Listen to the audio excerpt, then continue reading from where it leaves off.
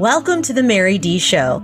I'm your host, Mary Dee, here to be your guide as we extract wisdom and life lessons from top CEOs, thought leaders, artists, spiritual luminaries, and wellness experts.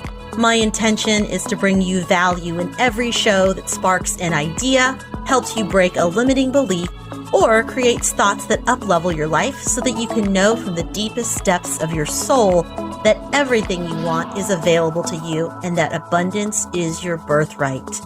In 2018, I healed from breast cancer, holistically after surgery, without the use of chemotherapy or pharmaceuticals. I love biohacking and plant medicine and exploring spirituality and what it means to be in relationship with Source so that we can feel whole and complete no matter what life throws at us. My specialty in the business world is strategy and leadership, and my gift to each of you is my ability to listen so that I can help others see themselves. In each episode, I want to sprinkle you with some hope dust, tickle your funny bone, and inspire you to find your inner roar. Get ready to live your most purposeful and joy-filled life now and enjoy the show.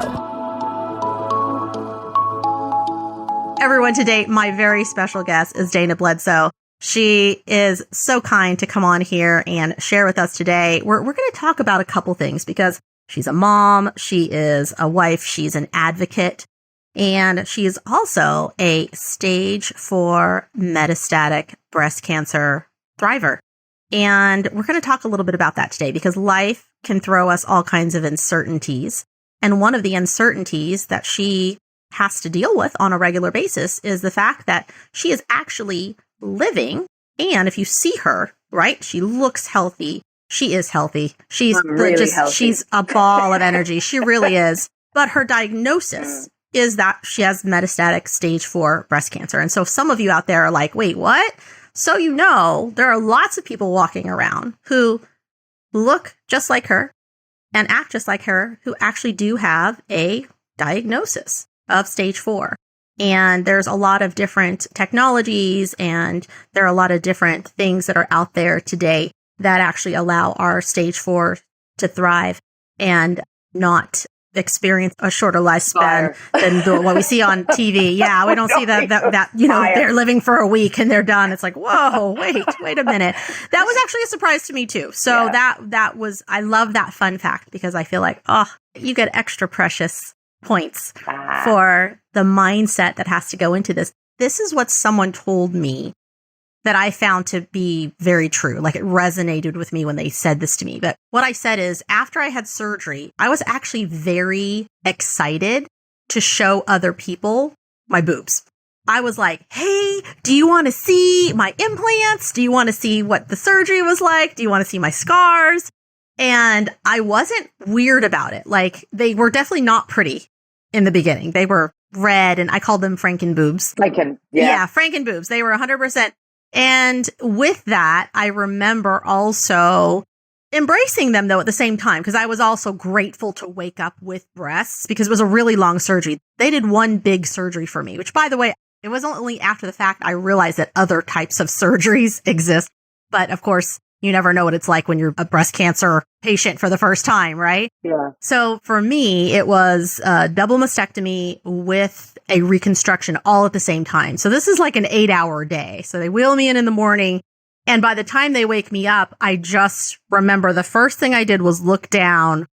It's in this like saran wrap and it's super tight and it feels like your boobs are in your neck. And I was so grateful. Because I was grateful because the surgery was a success. My body didn't reject the implants and it didn't look weird at that moment, right? Because in that moment, all I'm seeing are the bandages and stuff. I'm not actually seeing the foobs yet. I'm not seeing the Franken foobs. So in that moment, I was just grateful. I was grateful that I was like, oh, my body is like, okay with this and carry on. I guess we'll see. And I'm still here. Means the cancer's gone. So that's it, baby. That's a win. Yeah. I remember that being like the first little mini milestone, but I was so proud to show people. And my friend said to me, he said, hey, he goes, this is actually a coping mechanism. And I said, really? He goes, yeah. When we make a decision to accept, he goes, especially when you've had someone that's like lost weight, gained weight, had a surgery, had a new part, when you are going through the coping of acceptance, this is that time. and you'll want to share it a lot of times with other people. And that's typically a really good sign that that's part of coping. That's helping you cope, is by saying, hey, I accept these and I'm great with them. Are you? Yeah. It's interesting, right? How validation can work and getting what you need at the time. You just showing them is a liberation for others. There's one thing that I'm really, really passionate about doing. I want to get all the major fashion houses, women with breast cancer, walk the runways. And that at the end of the runway, we get to open our top. Oh, I love that. Because you know what? I just like, why should we hide our scars? In many ways, it's funny, you know, I have both my breasts. I had three lumpectomies. The doctor was like, well, you're so small. I was like, well, now, wait a minute, dude. Let's not start insulting me. I know I've got small boobs, but I'm not flash. You know what I mean? Like, and he said, if by the third, because he couldn't get all the cancer, but I also think he spread it, but he kind of moved everything around. So I have a very small scar, which is just above the areola. By the third surgery, I was picking out my boobs and I was like, oh, I want these boobs. And, you know, so in a way I feel a bit guilty because I don't know what you all have gone through. I know that those surgeries are horrifically painful, the acceptance then that you have to go through. But I remember as well waking up at the end of the surgery where they woke me up, you know, and I looked down and there's just blood everywhere and they're wrapping my breasts. And I remember he talks to you while you're under, and it's like a truth serum. So I'm like, what did I say? What did I say? Yeah. He apparently like gets the truth. But I just remember going into the pre-surgery where they had all the wires in the breasts.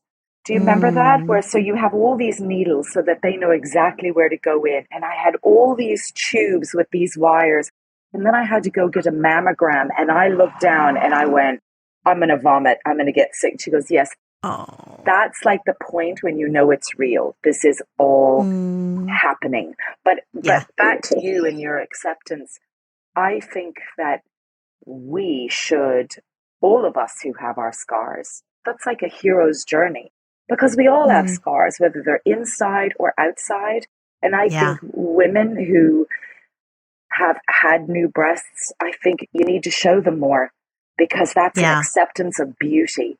And I don't understand why it's not being promoted more. There's a great woman, I don't know if you know the model, she was a Sports Illustrated model. Her name is Kelly Crump. And she just did a Sports Illustrated. She was a Sports Illustrated model, and she had a double mastectomy as well. And they put her in a half bathing suit, and they used that photograph. And she said she didn't know they were going to use it, where it showed her mastectomy scar. Yeah, her scar. And it's like, I just still trying to get in touch with her. I was like, thank you.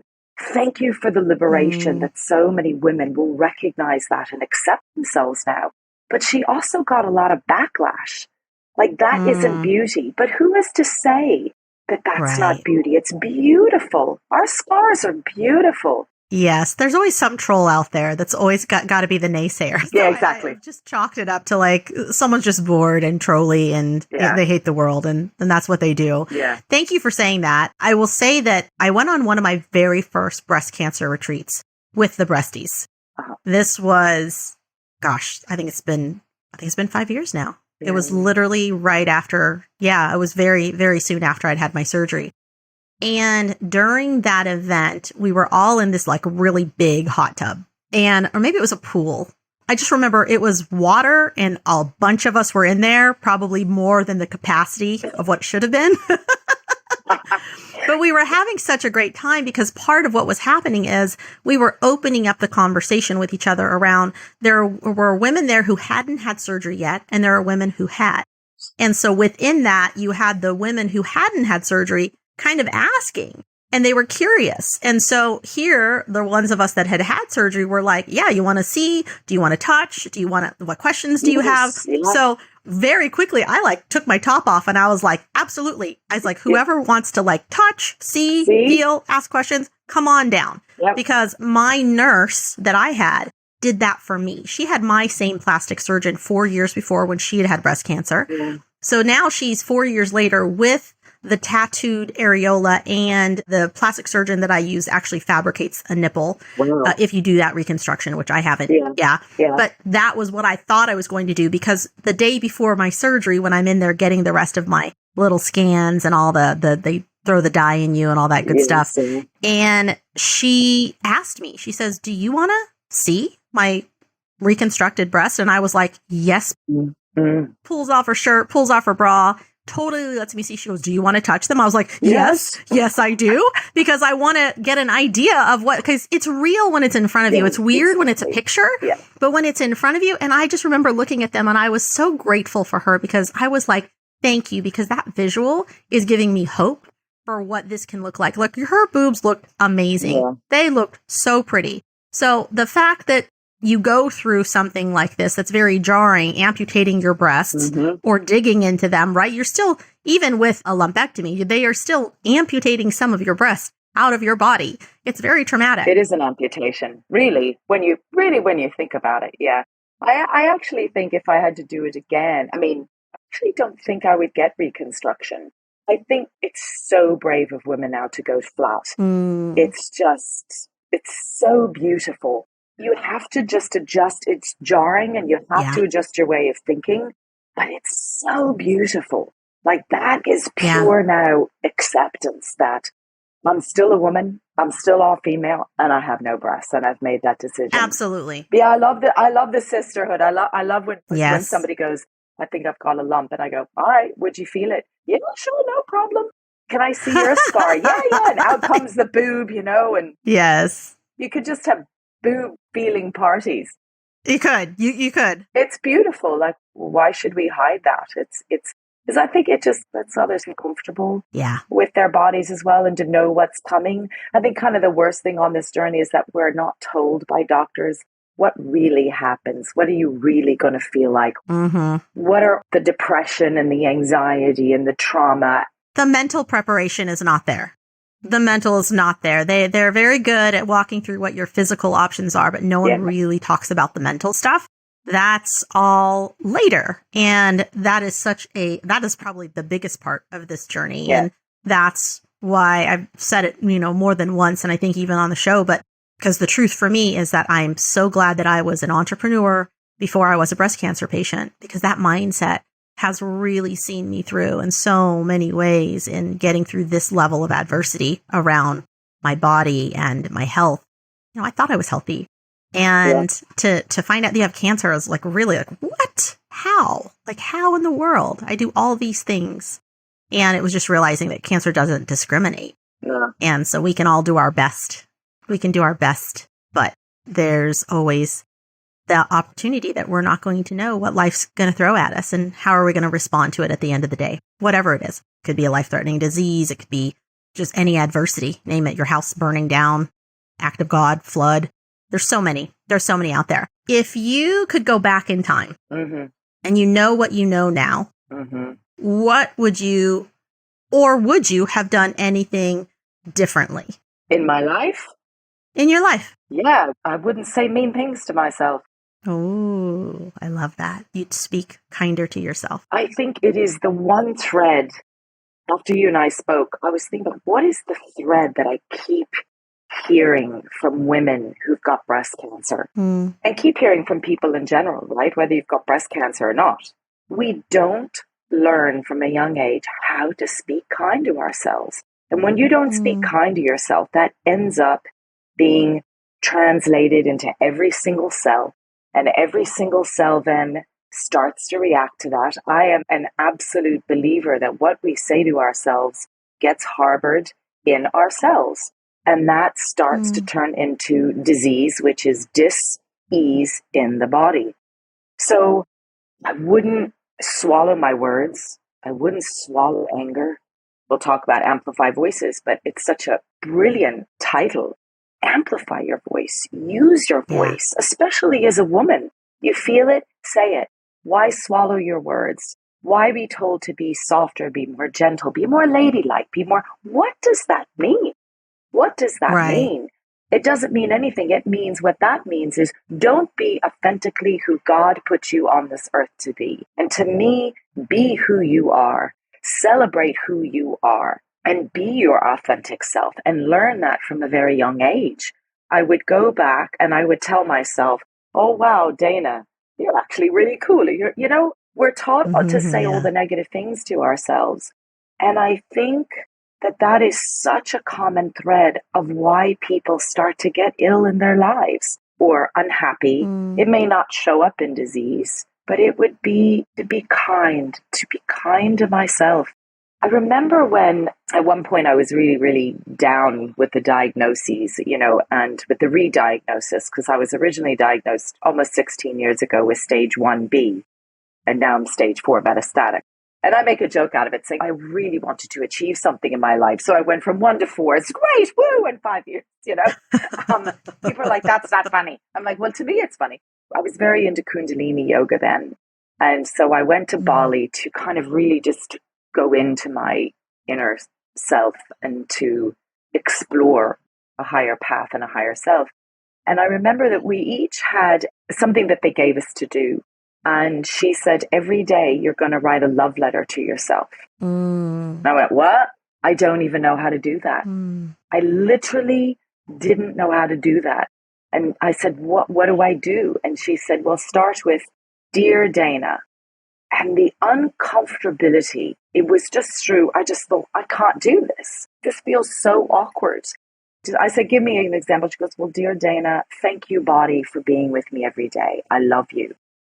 So I had to do it every day for 40 days. I ended up doing it every day for 120 days. With every morning, Dear Dana, I love, I mean, it didn't matter, but can you imagine how different we'd all be if we could do that? We could actually say the things that we love about ourselves instead of the things that we don't like about ourselves, which is I think what we're taught. Absolutely. Yes. I even from the standpoint of being someone who is, looking at partnership, it's one of those things for me that I actually look for. I want to know, does this man love himself? Because that's important to me. Because if you can't love yourself, how are you really going to love me? You can't love somebody else. I don't know. Yeah. And I really want that. That's one of the very high values I have is I want to know that he's someone who really loves himself. And that, not in a narcissistic kind of way. No, I do not want the narcissist. No, thank you. That seems to be very prevalent right now. Exactly. Yeah. Unfortunately, yeah. So just to be clear, not the narcissist, the one that truly embodies love of self. It's such an important gift to be able to also speak to ourselves kindly. Like we are taught that we should speak kindly to others. So why not to ourselves? Yes. Yeah. So how did you reteach yourself how to talk to yourself? A lot of pain. I had to really sit in my own shit, is what I call it, or sitting in the fire. Because I think what we do in life is we kind of do little band-aids through life. All this stuff starts to come up and we fix it for a little while and we go, well, that's it, I'm fixed. But then you get hit with something in your life and you go right back to that negative place, that place that's the saboteur, that place that's so comfortable that we know so well. And you realize, ooh, that was just a Band-Aid. And I think what happened was I allowed the negativity of the diagnoses of what the doctors told me would be my lifespan to really start to play in my head. And it wasn't until I really sat deeply in my own stuff, my own shit, and faced it every single day and looked at it, examined it, wasn't afraid to do it. You have to learn how to be uncomfortable with all your stuff. And then you accept yourself. You just accept it. So now at 55, I finally really accept myself. And I'm not going to make any apologies for it. Yeah, I love that. Everyone is this bright light in the world. So don't apologize for that. Don't apologize for it. But I'm not going to put a Band-Aid on it anymore. I'm not going to do little tiny patch-up jobs. This time I'm really going to sit in it no matter how traumatic it got, how awful it got. It got very, very ugly. But I also decided, hold on, I'm the creator of my life, which is something that I say every day. I create my life. not what a doctor says, because I don't do any drugs. I do everything naturally and holistically. This time I'm going to do it my way, and I'm the creator of my life. I don't need to believe. I don't believe in what they tell me. I don't. It's totally out of my mind now. Sometimes, obviously it can creep in. Like if you don't feel well, then you go, oh my God, here it goes again. I think that is one thing that most people don't know also about cancer survivors is that when we get a sore throat, we don't just go, oh, sore throat, I might have a cold coming on. We're like, is that something? Is it something more? All the time. It's such a norm. It's so sadly the new norm. People are probably like, how are you guys laughing about that? We're laughing about it because we have surrendered to the fact that like this is just the new reality and we just have to laugh our way through it because what else are we going to do? Right? We are surrendered to the fact that I have control over my thoughts that I choose to think and the feelings that I choose to feel and the reaction that I choose to give it. And I'm not going to give it a sad reaction. I'm not going to give it an upset reaction because those don't serve me. It serves me to be in a cleaner place, a clearer place where I just go, you know what? I don't know what this sore throat is, but at the end of the day, I am so grateful that I'm here. I'm so grateful that I'm alive and I get to be here one more day. And if that's all it is, that's all it is. But if it's more than that, hey, I'm super grateful. I know that that's what shifted for me in terms of I was already pretty grateful in that sense, but just the acceptance of like, hey, at the end of the day, none of us really get to choose when our natural time is. And so knowing that anything can happen, right? I think so many of us have lost people in different ways, whether it's been out of the blue or something a little more long and drawn out. And I don't know which one is worse. I'm still trying to make that decision, but also in that thought process of like, I don't know which one of those is worse. Is it being prepared, being able to say some goodbyes, or is it just a clean break of just, like letting life take its cycle, I've had to really face death too. In the Western world, we're taught to absolutely don't talk about it, fear it. Right. And I think that's such a disservice. Like we really have to face it, I mean, it's something that I've really faced and look in the moment, I don't know, but I've kind of come to friends with it, really, and made peace with it. And I am very, very clear that I am not going to end up in a hospital. I am going to have massive parties all over the world. And I'm pretty sure I know that I'll be just saying goodbye to people because the body gets tired and you just say, I don't want to end up like that. I don't want to end up my children, husband, whatever, watching me go away. And I don't want that for myself. So, I'm very clear with that. And that takes a lot of strength. It makes a lot of people uncomfortable. They're like, what? It does. My friends are like, okay, well, how can we assist you in that? But I've had to come to terms with that. And I've had to come to terms with when it's time. It's time. I watched my mother pass away and it's so painful. It's so to get that image out of your head. So, yeah, I've made peace with it. I watched my brother-in-law. Yeah, my brother-in-law had stage 4 gastric cancer. And that was tough. That was a tough one for the family to watch because, boy, he was stubborn and he did not go quickly. He really drew it out. And the one thing I will say is I feel like when, at least at this point in my life, from having been someone who's diagnosed and as of right now, I'm cancer-free as a survivor, Woohoo! I still I do still think about that end of life. And I feel like I'm very clear about how I would like to go out or how I would like to prepare, assuming that I get that luxury. Right. And so I think that's very different sometimes than when people get there and they don't want to talk about it. Or even now, how this is actually the time, everybody, where we should be talking about end of life when we're alive, because now you have choices and options. And you can also tell your loved ones what you would like. And I feel like now you're not burdening them also with making those types of decisions. And you can be honored in, how you want that to happen. Yeah, I have it all written down, but we're not going to go down a really morbid path. But I do think, you got to celebrate. You got to let everybody also celebrate you and celebrate your life. Yes. Celebrate your life. Say yes to life. This is my big thing. Say yes to life. People go, yeah, but I'm afraid to do this. And I go, why are you afraid? If you were 20, would you be scared to make that decision?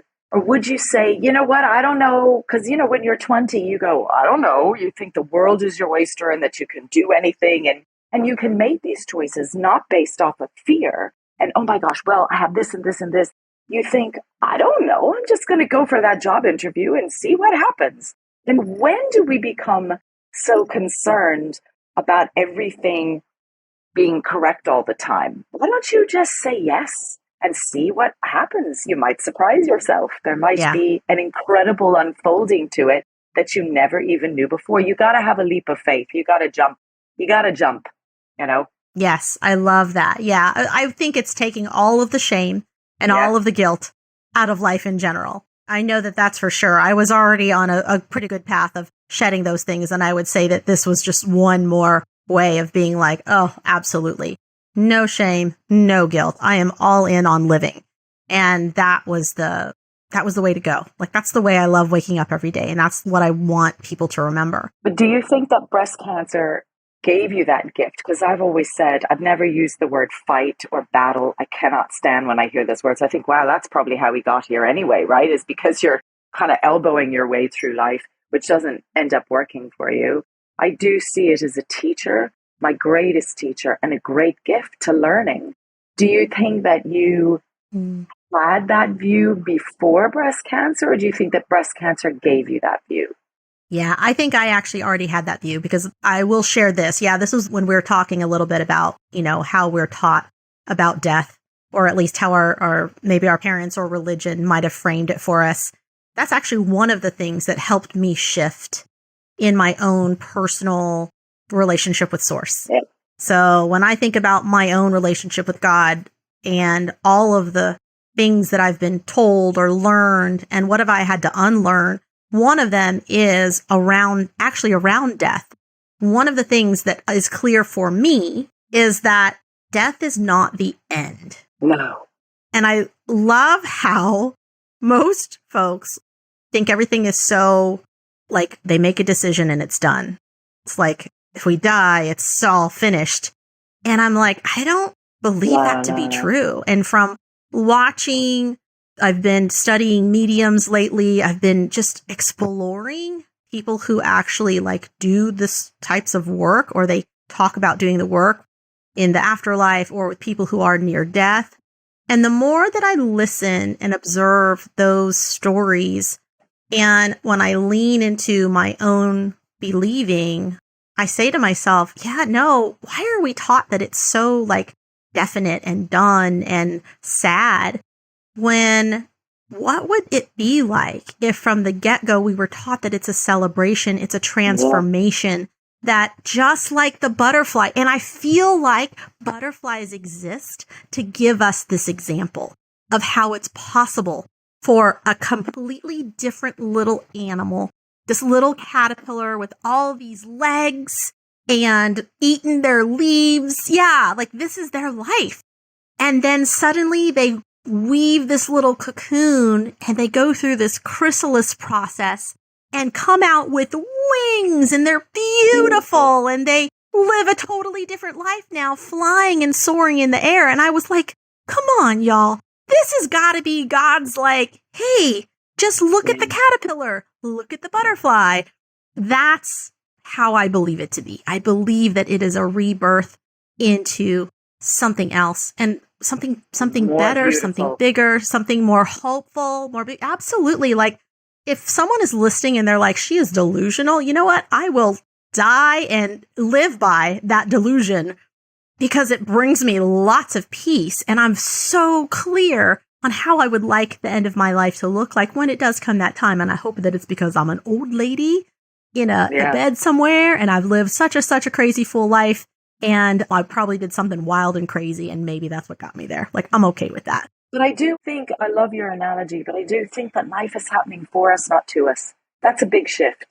Life, everything that's gone on in your life has happened for you so that you can learn and grow, right? Absolutely. It can be. I know. If you allow it to be a lesson, you can. Otherwise, you can also enjoy learning the lesson over and over again. Yes. Yeah. Yes, because that would be, right, why they say that's the definition of That's insanity. right. We do the same things over and over and expect to get the same result. Yes. Yes. Yes. Talk to me about some remedies. If you have a hard day, what is the remedy for you to pull yourself back into joy, to pull yourself back into presence? Do you let yourself sit with it for a while? Do you have a different conversation with yourself? Do you let yourself wallow a little bit? Like what's the process, Dana? Oh, I used to wallow. Now I just go, you're not going back there. No, no. Oh, no. That's done. We're not going back there. You're the creator of your life. I am the creator of my life. I am the dominant force of my life. That's what I say now. And it pulls me out of it. It pulls me out of it. I also love movement.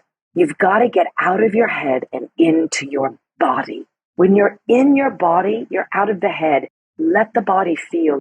I've always been a dancer my whole life, but I'm not talking about dancing because people then get nervous. They go, wait a minute, I'm not a dancer. This isn't about dancing. This is about letting your body move in a way that it wants to move, to let it be free, to let it express itself. Scream. Yeah. Allow yourself to have these emotions. Here's the thing. We all have emotions. They're okay to have them. I used to allow my emotions to have me and wallow and wallow. I'm not perfect. I'm still working on it every single day. That's the thing. It's work. You have to commit to the work. People used to say, well, are you doing the work? I'm like, what's that mean? You know, what's that mean? What's that mean, working? I thought everybody else had this little secret. So there is no secret. Working on it is a mindset that you literally train yourself because your mind is a muscle every single day. Are you going to fall back? Yeah, of course. But what I do now is say, where do I want to be? What do I want this to look like? So I have a past, a present, and a future. And I visualize, but I say it out loud. So it's not enough for you just to visualize. You got to say the words out loud. It has a different resonating in the body. That when you say the words out loud, well, I was here. Now I'm in the present. Where am I in the present? Right now I'm feeling down. I'm feeling negative. I'm feeling, okay, so I'm the creator of my life. Every rogue cell is leaving my body right now. I don't need you, anger. I don't need you, this, that. And then I go through it. And this is like taking 2 minutes. That's all it is. Then I look at the future and say, right, I know where I want to be. This is who I am in the future. I'm happy. My cells are joyful. I'm alive. I'm liberated. I'm helping others. My life is of service. And all of a sudden, you get out of that state and you are in a totally different state. And your body resonates and listens to all of that. Yeah, your nervous system does a dance. Thank you. Because I think I lived for years, especially with living in Manhattan, where my nervous system was on fire every day, like just taxed to the hilt. That's why I really felt like I could never heal there. Got it. Yeah, good for you for making a shift out of the environment, because that's another thing that I think a lot of people feel stuck. They're like, well, I can't leave this. It's like, no, actually you can. You can save your life. All of us with resolve. Yeah. Whew, it's amazing what we can do when we decide that we can instead of decide that we can't. And we're right either way. That's, if there's anything I've learned, that's it for sure. We all know the truth. We don't need a therapist. We don't need 1,000 people screaming it to us. The truth is so deep inside of us. The problem is, can you get out of your head to really listen to it? Because if you can really listen to that truth, you have two choices once you know the truth. Live the truth or deny it. And if you deny that truth, that lesson is going to keep coming up for you over and over and over again until you get hit in the head by a 2x4, which is what happened to me, and where it turns into something. And then you go, okay, it's not to say it's going to be an easy path, but listen to the truth because it is inside of you. It's right there. Then you got to act on it. That's the tough part. Do I act on this? Do I step into it? Yes.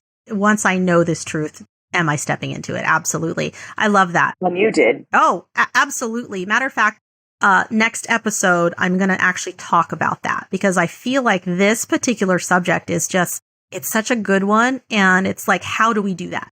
Right? How are you faced with something so life-threatening and yet still make a choice? Make a choice to show up differently. Like, what is that about?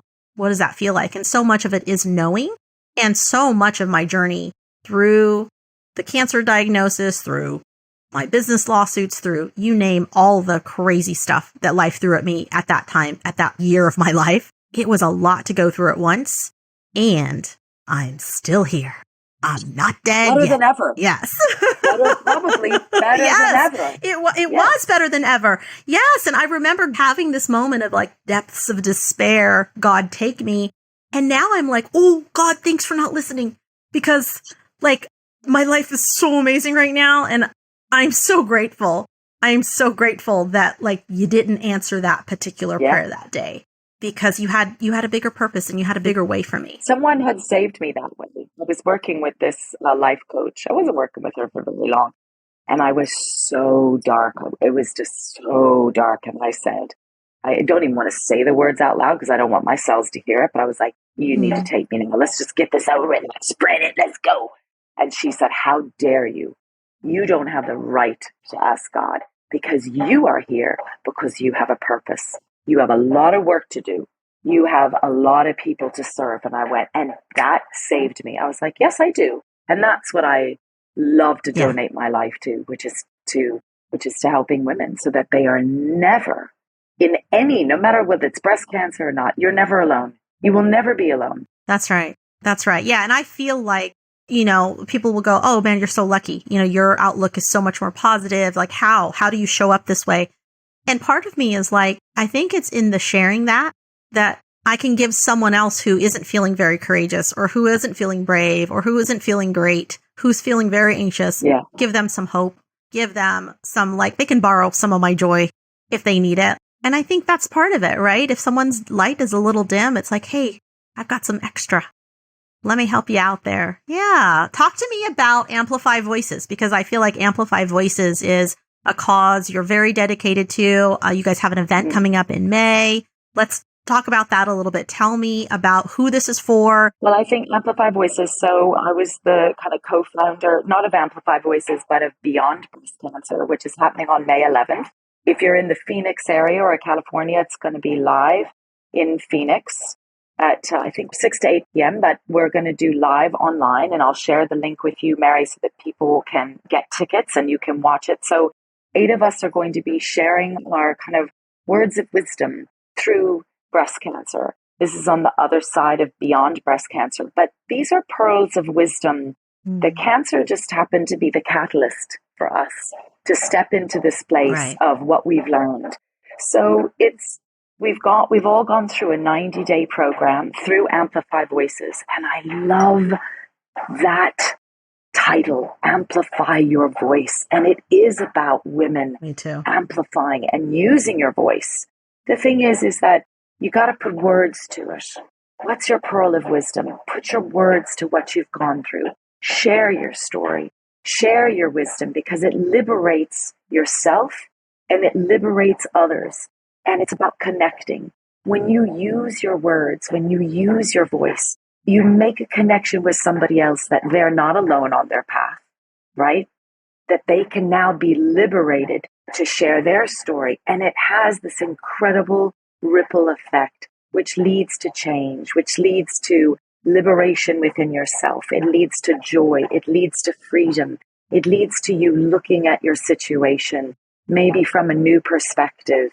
So I think that we often feel that we are not using our voice. We're not speaking our truth. We're really suppressing it and shoving it down. And we think sometimes that we do that and we're sharing a little bit, or we feel like we're going to be judged, or we're the only one, even though we know that we're not the only one. But if we just keep it close to our chest, if we just don't share these words, it's about that vulnerability, that incredible power of strength, that you go in deep and you find these words and then you just speak them. When you speak your truth, it just has this incredible ripple effect. So we entitled it Beyond Breast Cancer. And it is for anyone and everyone, whether you've had breast cancer or not, whether you want to hear words of wisdom to liberate your own life. We're hoping that obviously that the live online event will be hopefully huge. I think it's $12 a ticket, and it's 7 speakers, and there is a jewel for everyone to make a shift in their own life. You will find a connection. I've heard each of the speakers because I'm on the calls, and it's a 90-day process that we've gone through, and nobody else really does that. And then from that, we have a 30-day speaker circle. So it's May 11th, online and live in the Phoenix area. And it's just these jewels of wisdom. And again, you know, having breast cancer has been our catalyst for change. And I think that each of the speakers is so different because we're not talking about this is what chemo was like and this is what, it's not that. It's what was the shift that it changed for me? What did I learn in this process? And that's what's inspirational. So good. Very, very powerful. Yes. How did we overcome, right? How did we overcome this crazy diagnosis that we got? What did I learn through that process? You know? Yeah. Dana, I appreciate you so much. And I appreciate how you are a light and you're an advocate and you use your voice to really enrich and empower others and talk to your own selves, which is amazing. And I am just so happy to know you. I'm happy to call you my friend. And I just appreciate you so much. Oh, babe, I'm going to be here for so long. So long. I'm so glad I got to meet you because you're a beautiful spirit. You're a beautiful spirit. And I think that too is you're just a beautiful, beautiful soul. And I think the thing too is that you really live that. You really live that spirit and that beautiful soul. And I think that we are a spirit having a human experience. It's when we step into being a human is when it all gets a bit mucky. So you got to go, wait a minute. We forget. And we need to be reminded. Yes. Yeah. I think you're right. Yeah. I think you're absolutely right. Thank you for being my guest today. Yes. And thank you for re-recording. I made the rookie mistake because I just gotten this software of like closing the lid. I didn't realize that it like needed more time to render. Like in my mind, it's like a Zoom call, right? Zoom it's done, right? And so this one has to actually render for a minute. And so you really don't want to close your lid. And I was in I'm moving around, saving my battery. And it needed to go 6% more. It said 94% rendered. And I couldn't find the other 6%. And by the time my team was helping me troubleshoot it, I was already like in another state. And I was like, I don't think we're getting that back. I was like, we got to call Dana, reschedule because the episode was so good. We got to do it again.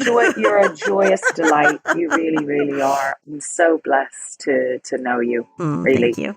I just loved watching all your journey and show those boobs, man. Thank you for joining us on today's show. I hope that today's session inspires you to live an aligned life where you get to take complete ownership of your feelings and decisions to live in your truth. You can connect with me at www.marydee.com. That's MARYDEE.com. Follow and like us at Facebook or Instagram at the Mary Dee. That's the THE Mary Dee, MARYDEE.